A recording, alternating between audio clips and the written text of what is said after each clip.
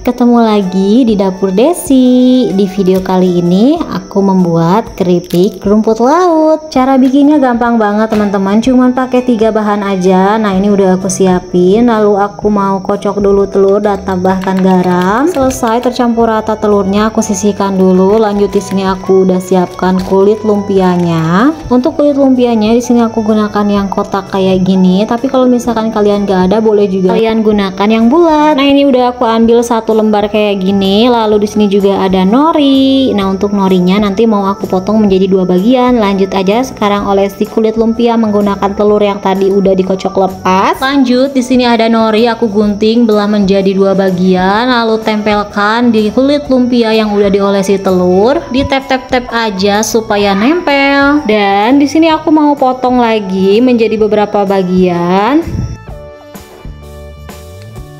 Setelah selesai dipotong-potong kayak gini, ini aku buka-bukain dan ini dia sebagian yang udah selesai aku guntingin. Jadi aku pakainya tuh setengahnya aja ya teman-teman. Aku nggak pakai semua kulit lumpianya. Lanjut aku goreng. Aku mau goreng sampai warnanya kuning keemasan dan juga matang. Setelah warnanya kuning keemasan dan matang, lalu aku angkat dan tiriskan terlebih dahulu. Lanjut, aku mau goreng semuanya sampai selesai.